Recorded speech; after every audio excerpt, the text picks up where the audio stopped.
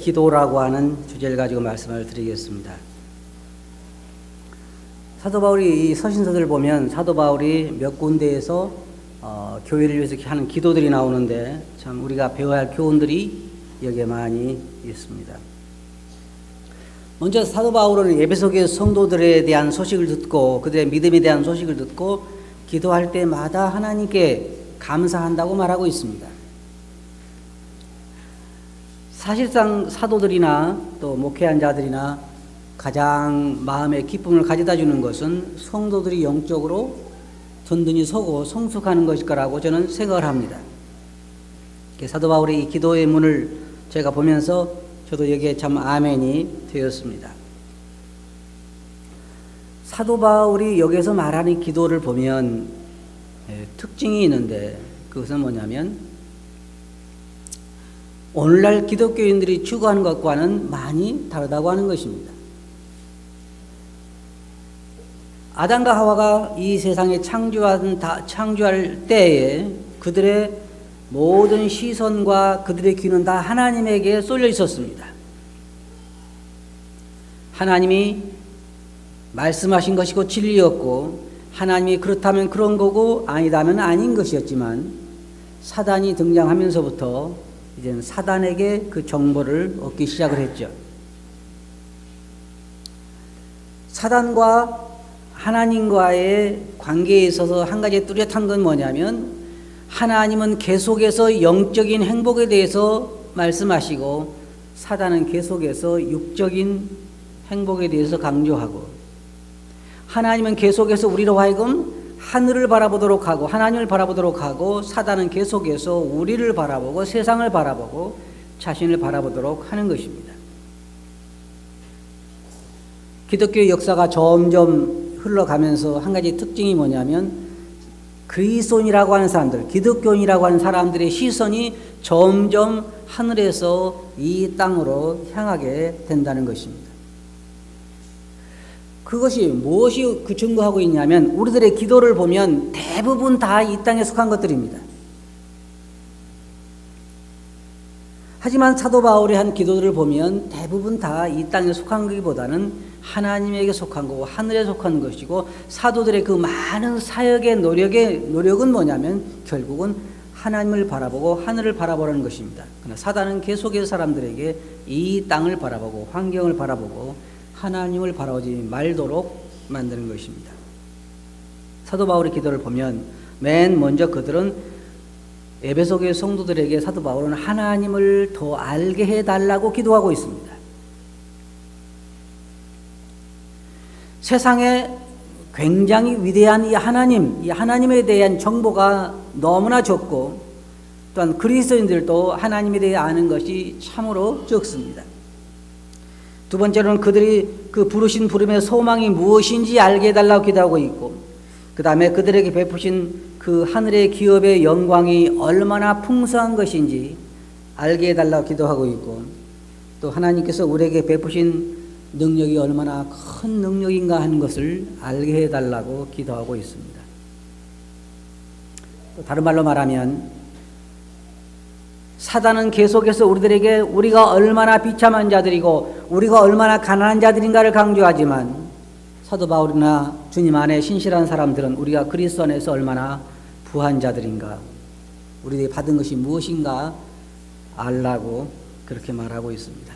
가장 큰 문제점은 뭐냐면 우리가 바라봐야 할 곳을 바라보지 못한다는 것입니다. 생각해야 할 곳을 생각하지 못한다고 하는 것입니다. 한마디로 말하면 우리의 삶의 방향이 잘못 정해진 것입니다.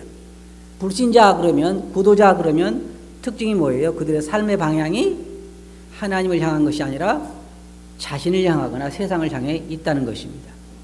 근데 오늘날 그리스도인의 삶을 봐도 점점 하나님 중심에서 자신 중심이나 세상 중심으로 흘러가고 있습니다.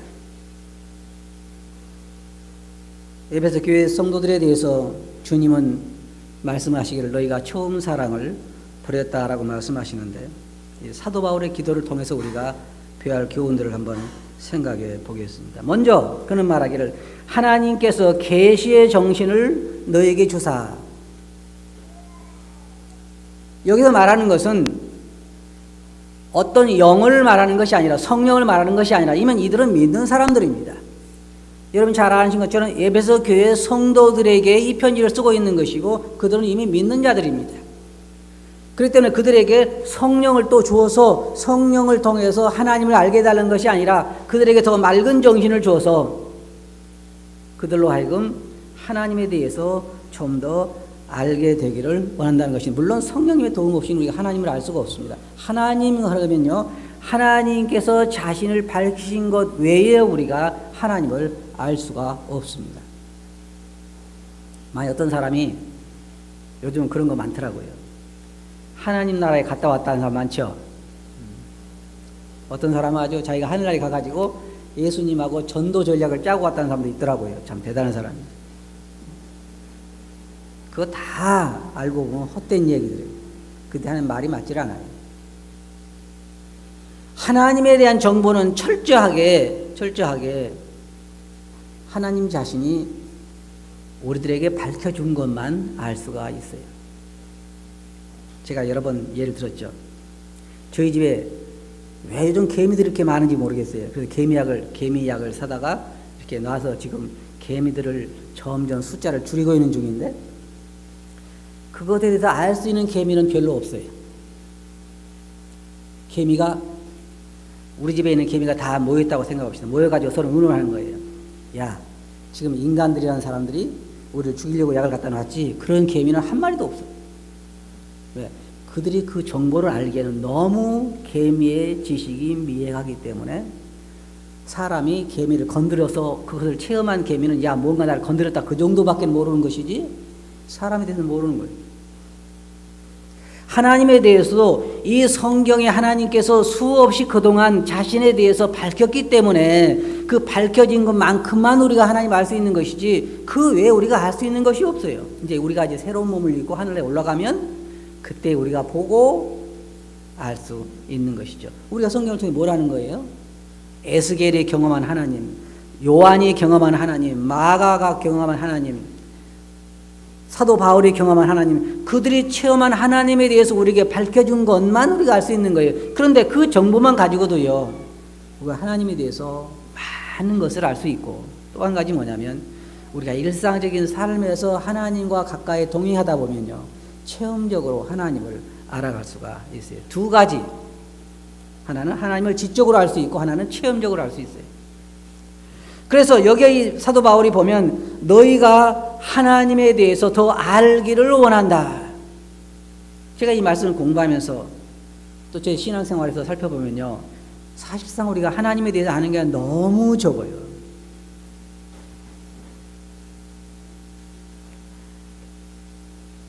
사람들의 관심이, 여러분 인터넷을 보시면 알아요.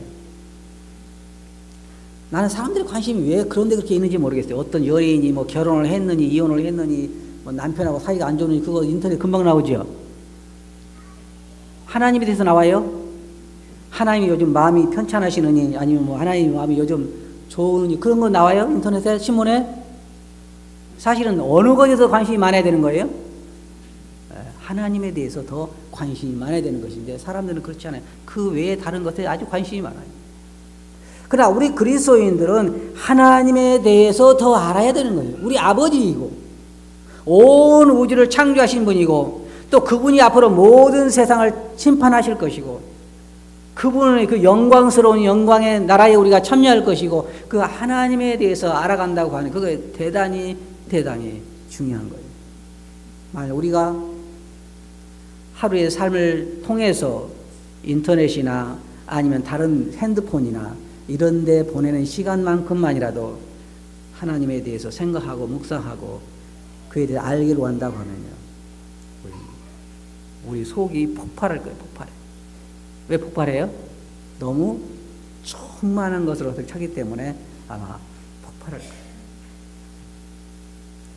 그래서 우리들이 가장 중요한 건 뭐냐면, 하나님에 대해서 연구하고 전문가가 된다고 하는 건 대단히 중요해요.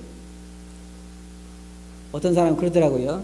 평생을 모기만 연구하다 죽은 사람이 있다면서요. 물론 필요하죠. 사람들에게 모기에 대해서 미치는 영향도 있고 그러니까 그게 필요하지만, 그 중요한 일이지만, 제가 생각할 때는 하나님에 대해서 연구하는 것이 훨씬 더 가치 있는 일이라 그렇게 생각을 합니다. 그래서 하나님을 알게 해주시고 하나님에 대해서 우리가 점점 알게 될 때 그분에 대해서 우리가 반하게 되고 취하게 되고 우리의 마음은 충만하게 채워지게 될 것입니다. 저는 이제 그 예를 들어서 생각해보면 모세가 그 시내산에 올라가서 40일 동안 있다 내려왔을 때 얼굴이 어떻게 됐어요? 빛났죠. 그래서 사람들이 바라보기가 두려워서 얼굴에 수건을 가렸는데 여러분들이 하나님과 가까이 동행하면 얼굴이 어떻게 될까요? 여기에 가만히 보면 하나님과 동행하는 얼굴들이 별로 안 보이는 것 같아요. 이 형광등보다 더 밝게 확 빛나야 지금 동행하고 있구나 하게 보이는데 빛나질 않아요. 하나님과 동행하면 얼굴이 그렇게 빛나게 된다 하는 걸 우리가 생각해 보게 되고, 두 번째 사도 바울이 말하는 것은 너희의 부름의 소망이 무엇인지 알게 해달라 그렇게 이야기를 했습니다. 하나님께서 우리를 부르신 그 부름의 소망이 무엇인가? 하나님이 왜 우리를 부르시는가? 왜 우리를 구원하시기 위해서 그 많은 대가를 지불하셔야 했는가? 이것을 안다고 하는 건요, 대단히 중요합니다. 대단히 중요해요. 하나님이 없는 우리의 삶을 한번 생각해 보세요. 모든 것이 헛된 거예요. 우리가 예수 그리스도로 말미암아 부름을 받지 않았다고 하면, 구원받지 않았다고 하면요, 우리에게는 삶의 의미가 존재하잖아요. 물론 뭐 나름대로 짧은 소망이 있겠죠. 짧은 기쁨도 있고 하기야 뭐 돼지도 죽을 때 실려가면서도 그때까지 싸우고 서로 좋아하고 먹이 먹고 그렇게 좋아하지만 머지않아 도살장에 가는 것처럼 인간도 똑같은 거예요. 모든 사람의 삶에 색깔을 부여하고 의미를 부여하는 것은 구원이라고 하는, 영혼이라고 하는, 생명이라고 하는 이것, 하나님께서 우리를 부르신 그 부름, 그것에 모든 것이 달려있는 것입니다. 여기 보면 에베소서 1장 4절 보면 곧 창세전에 그리스도 안에서 너희를 택하사, 하나하나 묵상을 해보면 하나님이 나를 택하실 때가 언제냐? 그건 창세전에 나를 택하셨다는 거예요. 여러분을 창세전에 택하셨다는 거예요. 그걸 생각해 보라는 거예요. 그거에 대해 더 알기를 원한다는 거예요. 사도 바울이 기도하는 것은 너희가 어떤 사람들이었는데 구원받았는가를 생각해 보라. 나중에 보면요, 2장에서 보면 사도 바울이 또 그렇게 말하고 있어요. 2장, 3장, 4장 쭉 보면요, 중요한 교훈들을 우리에게 말하고 있는데 사도 바울은 아직 그렇게 이야기하고 있어요. 너희가 어떤 사람이었던가를 생각하라. 너희는 이방인이요, 무할례당이요, 약속도 없고 하나님도 없고 약속들에 대한 외인이요, 소망도 없는 자들. 이게 무슨 소망이 없다는 거예요? 여러분을 보고 어떤 사람이 너는 참 소망도 없는 놈이다 그러면 어때요?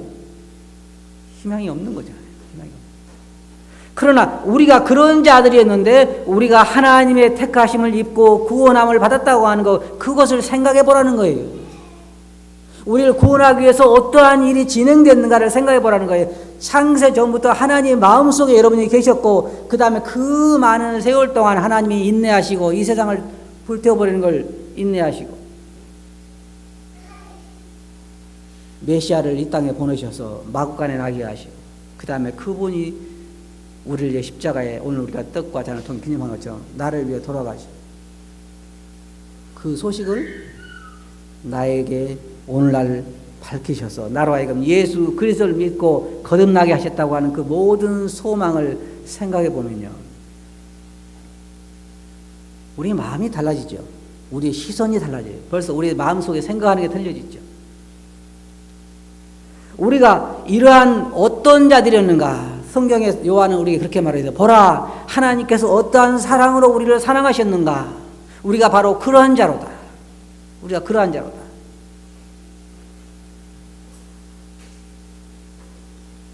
우리는 아직 잘 알지 못하지만 우리가 하늘나라에 가게 되면 그때 우리를 구원하신 하나님의 은혜가 얼마나 크고 놀라운가를 다시 한 번 더 깨닫게 될 거라고 생각합니다. 우리를 부르셔서 우리를 거룩하고 흠없게 하시고, 혹시 이곳에 거룩하신 분 한번 손들어 보세요. 거룩하신 분. 저 좀 닮아가게 한번 손들어 보세요. 거룩하신 분. 한 분도 안 계세요? 한 가지 발견하는 건 뭐냐면요. 우리가 하나님께 가까이 나가면 나갈수록, 하나님 말씀을 가까이 접하면 접할수록 우리가 발견한 건 뭐냐. 우리 안에는 선한 것이 거하지 않는다는 것입니다. 선한 것이 거하지 않아요. 어떤 분이 제게 전화를 했어요. 제가 해가지고 저는 구원 받았는데 받은 겁니까? 안 받은 겁니까? 그게 전화를 했어요. 제가 어떻게 알아요? 잘 모르죠. 모르죠. 근데 왜냐하면 자기는 구원받고 나면 죄를 하나도 아닌 줄 알았는데,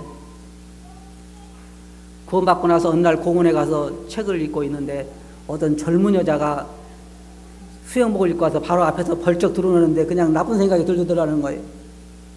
자기 구원받으면 그런 생각이 안 들 텐데 왜 듭니까? 제가 그 얘기가 뭐라는 줄 아세요? 관 속에 들어갈 때까지는 그런 생각 들걸? 우리가 선해지지 않아요. 구원 받는다고 선해지지 않는다고요. 구원은 예수 그리스도의 십자가 대속으로 받고 우리 영혼이 거룩하게 되고 하나님께서 보실 때 거룩하지만, 우리는 완전히 의롭게 됐지만 그리스도의 의로 옷 입고 있지만 우리 육체는 아직까지 구원받지 않았기 때문에 여전히 그 죄악된 육체를 쥐고 탄식하면서 우리 구속을 기다리고 있는 것이 성경의 가르침이에요. 맞아요? 이런 우리를 하나님이 구원하시고 구원해 주셔서 아직까지 우리를 용납하고 계신다는 거, 이거 생각할 때 정말로 감사드릴 수밖에 없어요. 지금 주님이 뭐하고 계신지 아세요? 여러분 성경 보시면요, 제가 아직까지 이해가 안 가는 게 하나 있는데 한번 나중에 하늘에가 물어보려고 그래요. 하나님께. 욥기를 읽어보면 사단이 하나님 앞에 오지요. 그 거룩하신 하나님 앞에 사단이 와요. 그래가지고 사단이 하나님과 또 저보다도 친하게 대화하시는 것 같아. 하나님이 사단하고. 뭐 네가 욥을 시험에 봤냐? 그러니까 뭐 시험에 봤다 안 봤다. 그리고 이야기하잖아요. 대화를 나누잖아요. 욥처럼 나를 경계한 적 없느니라. 그런데 여러분 요한계시록을 보면요, 사단이 이 세상으로 쫓겨나기까지 하나님 앞에서 항상 성도들을 송사하고 있다. 알아요? 지금 사단이 어디 있어요? 네? 하나님 앞에 있어요. 하나님 앞에.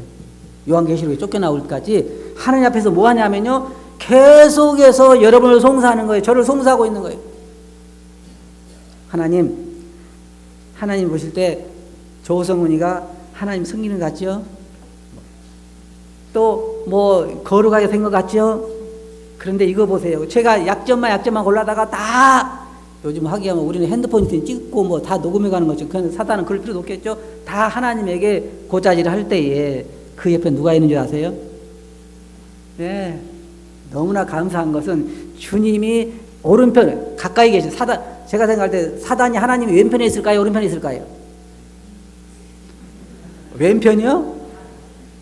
오른편 왼편에 앉지를 못해요. 사단은. 주님 어디 계셔요? 오른편에 앉아 계셔서 하나님에게 그럴 거예요. 제가 이건 제 생각이, 여러분 그런 딴 생각하도 돼. 아버지 이거 보이죠? 이게 뭐예요?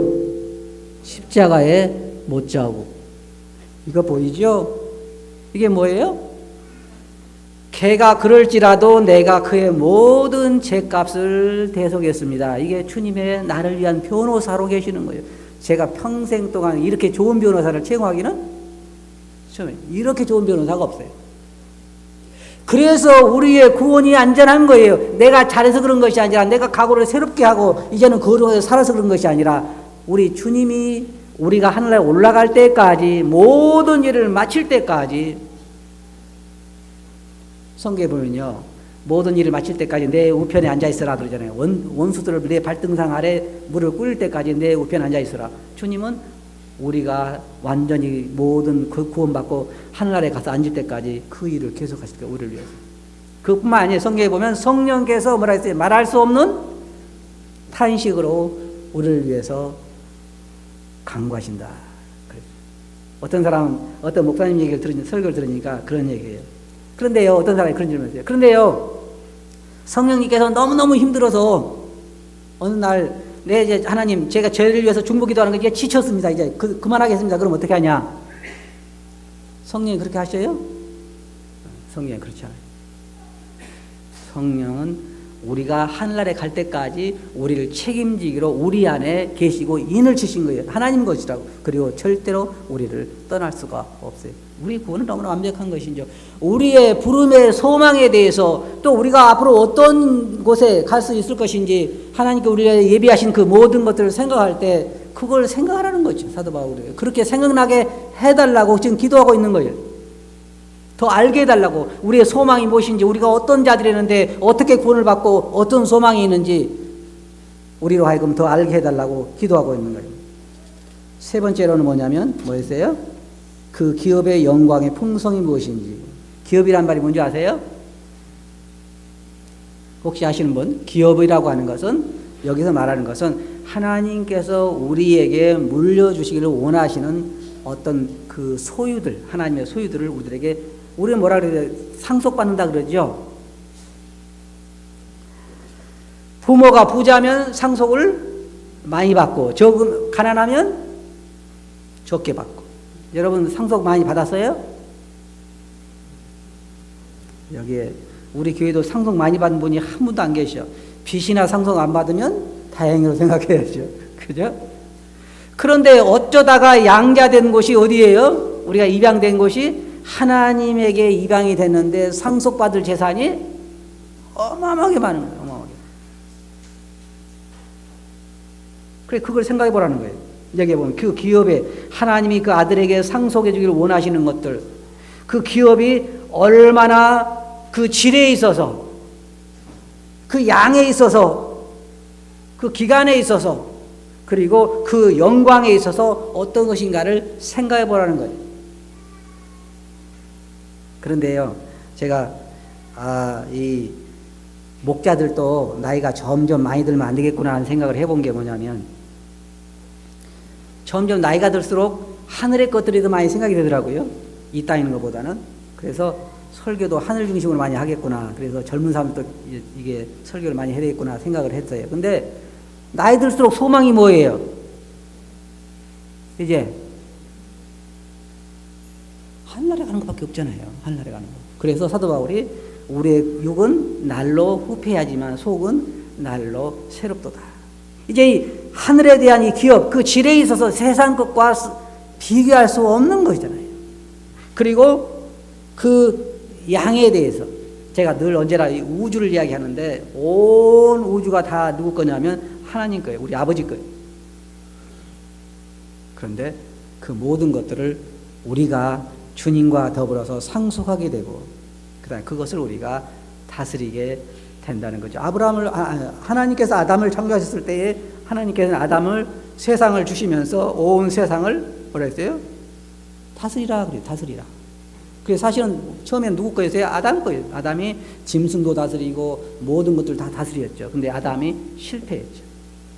그러나 우리 그리스도인들에게는 이제 천사보다 더 우리가 지위가 높아졌기 때문에 우리들에게는 이제 아들처럼 우리를 입양하시고 우리를 아들로 대우하시고 예수 그리스도와 함께 우리가 모든 것을 상속하게 되는 거예요. 이렇게 아무리 이야기해도 아직 실감이 안 날 거예요. 가서 받아보기 전에는 여러분들 이야기해봐야 실감이 안 나겠죠. 근데 여러분, 제가 질문할 때 조심하셔야 돼. 왜냐하면 제가 가끔 성도들에게 그런 얘기 하거든요. 여러분, 이 야곱과 에서 기억하시죠? 에서가 막 배가 고파가 산에서 와서 배고팠을 때 야곱이 뭘 가지고 있었어요? 팥죽을 가지고 있었어요. 그러니까 그 팥죽 좀 나 좀 달라 그러니까 장자명분을 팔라 그랬죠. 그래가지고 장자명분을 팥죽을 팔았단 말이에요. 나중엔 눈물을 흘리면서 후회했지만 소용없죠. 제가 성도님들에게 가끔 그런 얘기 하잖아요. 형제자매님 하늘나라에서 상 많이 받은 나 좀 주세요 그러죠. 그런 질문도 받아봤을 거예요.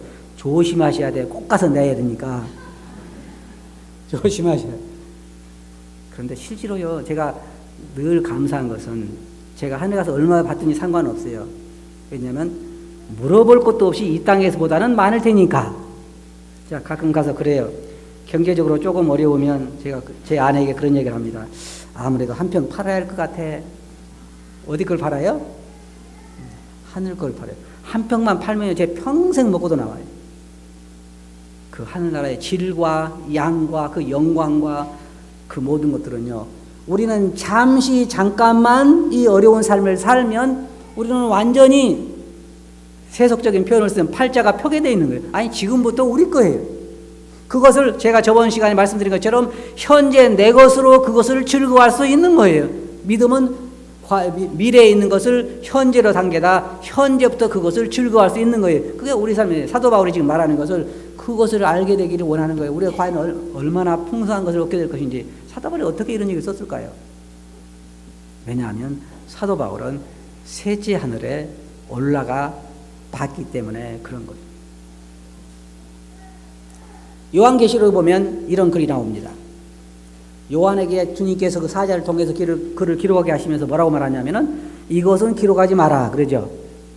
이것은 기록하라 그래요. 제가 생각할 때 사도 바울이 하늘나라에 가서 본 것이 너무나 많아요. 왜? 사도 바울이 그렇게 이야기했어요. 받은 계시가 너무나 많아서 사도 바울 서신서가 없으면 우리가 알 게 참 제한돼요. 사도 바울의 수많은 것들을 우리에게 이야기해 줬어요. 그런데 사도 바울은 뭐냐면 그것을 이야기하지 않잖아요.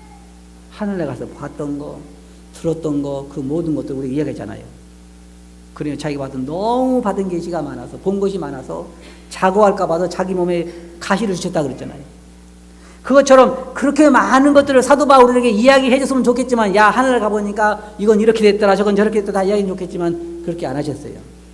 하지만 우리들에게 충분히 알 수 있는 많은 것들을 이야기해 주셔서 사도 바울은 기도하는 거예요. 에베소 교회 성도들이 그 기업의 영광의 풍성이 무엇인가를 알게 해달라고 기도하는 거예요.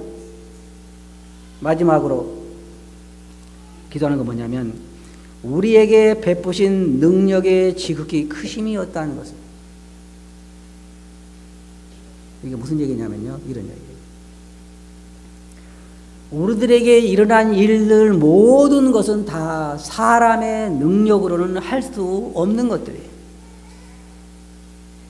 성경에 보면 사도 바울을 통해서 사도 바울이 뭐라고 했냐면 하나님께 나를 부르셔서 사람들을 사단의 권세에서 하나님께로 돌아오게 하고 어둠의 세계에서 빛의 세계로 돌아오게, 이렇게 이야기하죠. 그러면 사단의 권세에서 사람을 끌어내서 빛의 권세로 아들의 나라로 오게 할 수 있는 능력이 어떤 사람이에요? 아무도 없어요. 아무도.